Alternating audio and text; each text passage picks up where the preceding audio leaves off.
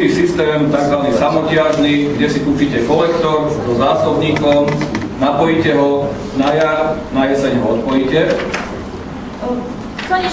Є такі колектори, які можете включити весною, осінню відключити. Stojí približne 350 eur a vyrobí vám teplú vodu v tom letnom období pre dve osoby.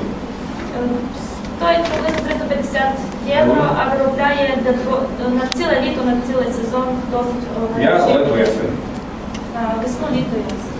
Veľmi dobrá technológia, odporúčam, neničí životné prostredie. Potom máte automatické systémy, tie stoja okolo 1200 eur. To ak si nechcete vyšpiniť, proste to tam nastavíte, ono to funguje celý rok. Потім автоматичні системи, вони цілий рік працюють, якщо не хочете. To, že tieto systémy fungujú dneska na Slovensku, každý štvrtý novopostavený rodinný dom už inštaluje slnečné kolektory. Кожний четвертий дім вже має ці колектори.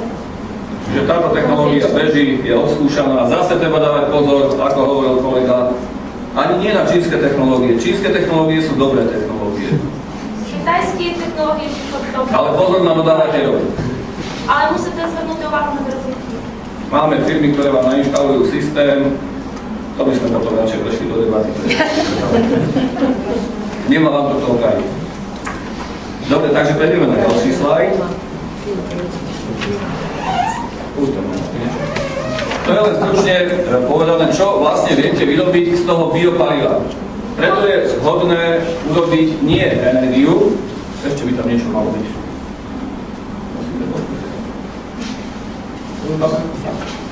Čiže radšej vyrobme tú bublinu, biogaz.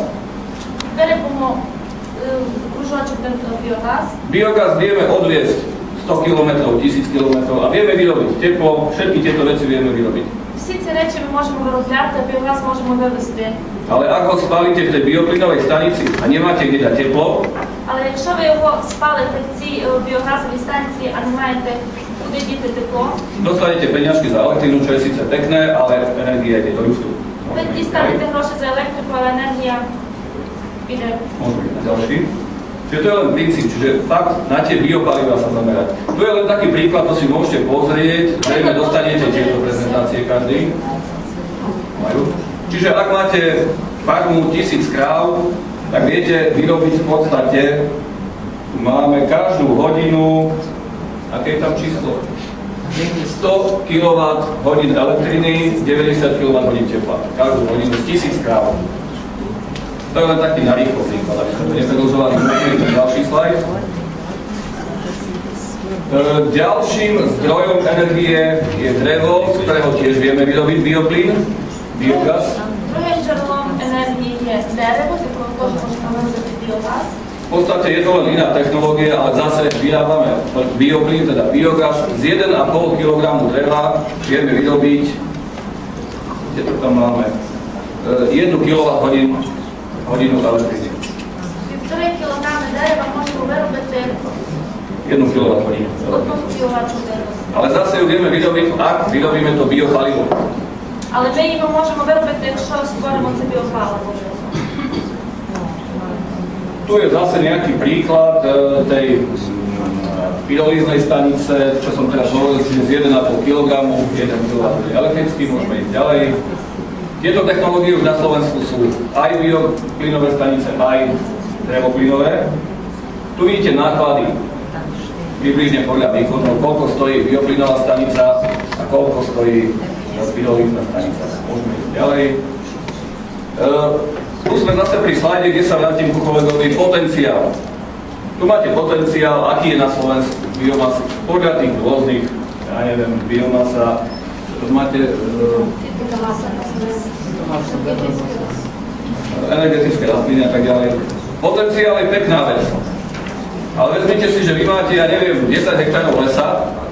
Потенціал – це дуже хороша річ, але подумайте собі, якщо ви маєте 10 гектарів лісу, Príde vám podnikateľ, ktorý povie, ja vám postavím perfektnú kotelničku. прийде бізнесмен і скаже, давайте я вам тут поставлю котельню. Toto vám tých 10 hektárov vystačí, ja neviem, pre celú dedinu. Цих 10 гектарів вам буде хватати до цілого села. On vám postaví kotolňu za obrovské eurá. Він вам збудує котельню за великі гроші. Vy Vy za 2 roky spálite tých 10 hektárov. За 2 роки ви спалите ці 10 гектарів, A môžete si napojiť zase plyn. а можете знову використовувати. Lebo nemáte zdroj. Čiže nepozerajme na potenciál ako celkový. Vždy berme z toho potenciálu. Ja stále hovorím, vy máte v Zakarpatie, máte obrovské lesy. Stále pozerajte na odpad. Odpad z tých lesov. Давайте не будемо звертати увагу на потенціал, а, наприклад, в Закарпатті є дуже багато лісів. Давайте будемо звертати увагу на відходи з цих лісів. Strašne veľa ľudí a investorov vraví, dobre, veď my berieme odpad, ale berieme aj palivové drevo, ktoré sa nepoužíva na žiadne výrobky. Дуже багато інвесторів говорять, що добре, ми беремо і дерево, Na palenie. але беремо дерево на паленні. Nie len odpad. Ми беремо не лише відходи, а й дерево на паливо. Čiže neberú kvalitné drevo. Вони не беруть якісне дерево. Ale to palivové drevo zúžitkujú ľudia, ktorí tam bývajú, ktorí tam žijú stovky rokov. Але це дерево для палива або дрова для людей, які живуть довгий час. Вони його використовують. Nehovorím, že to robia všetci, ale veľmi často práve to je tá výmena skúseností. Radšej si pozrime tie zlé skúsenosti. Na Slovensku, tu hneď za hranicami, v Sobranciach máte už 2 kotlovne na biomasu. Давайте подивимося на те зле, що в нас є. Наприклад, в Собранцях 2 котли на біомасу. Som počul, že už len jedna funguje. Hneď po výstavbe si začali kradnúť štiepky. Коли ці дві котельні були поставлені, після того, як його поставили, почали обкрадати ці котельні. Почали Pretože nebolo drevo. Ono je to pekné, že máme krásne lesy, ale nezničme si ich tým, lebo teraz budeme vyrábať bioenergiu.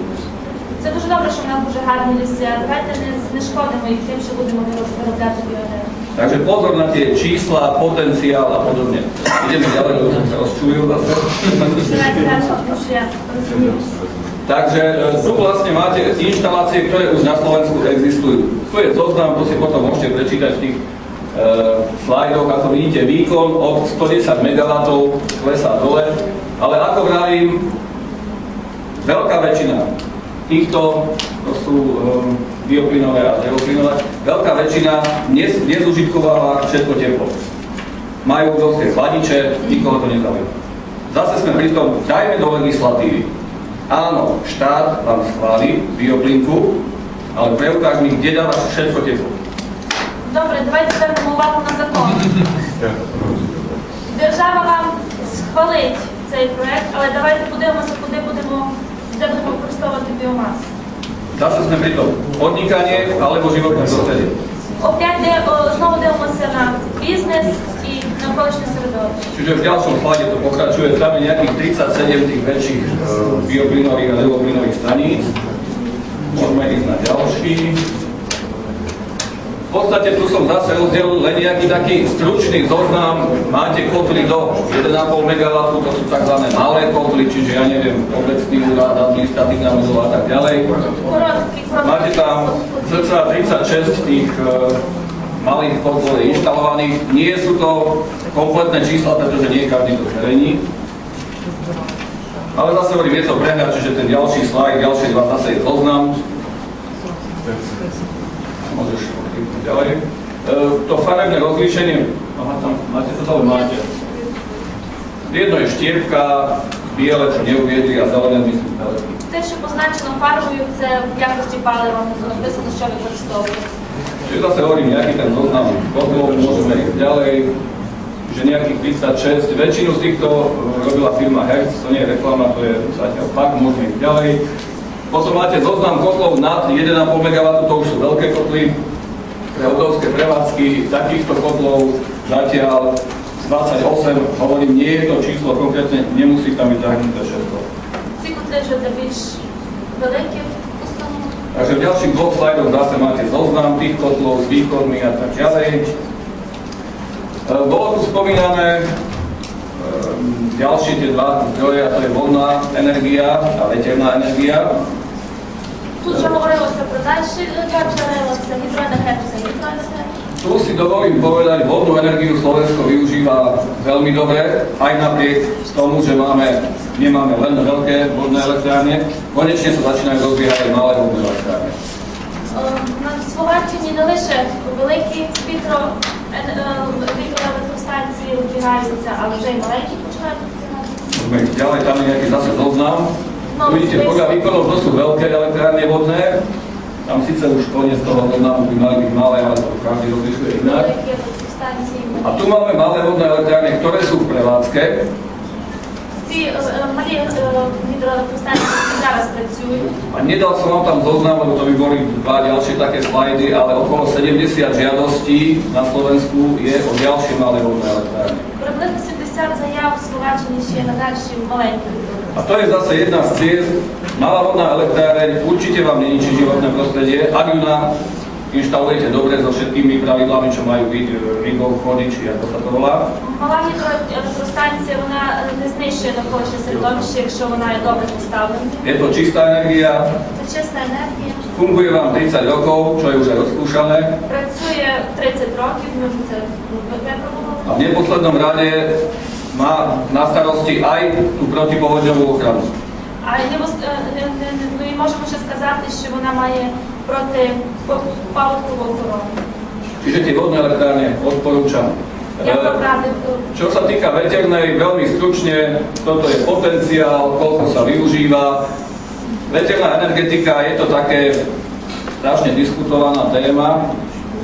Про енергетику можна багато дискусій вести дуже довго.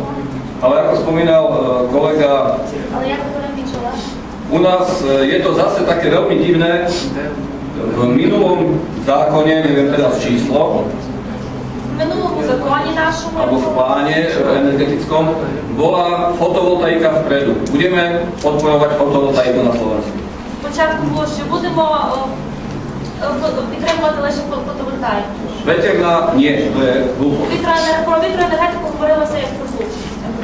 Máme schválených 120 mega. Pre fotovoltaiku máme 100.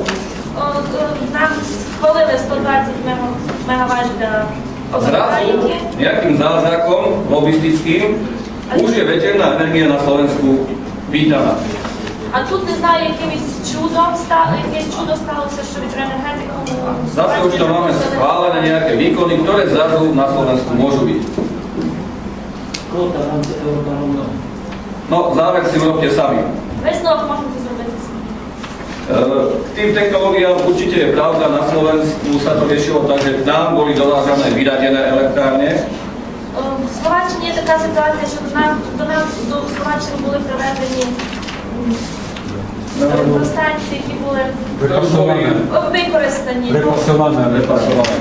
репресовані, používané.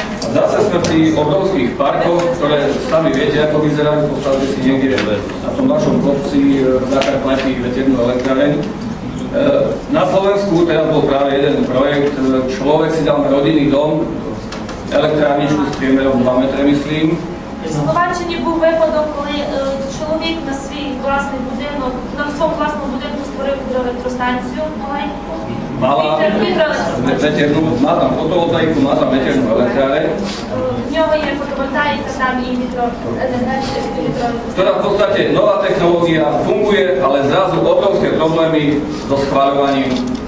Це нова технологія, вона добре працює, але її знову проблеми настають, коли її треба схвалити. Čiže zase, podnikanie schválime, ľuďom nie. Dobre, čiže posledný slajd vlastne je tam.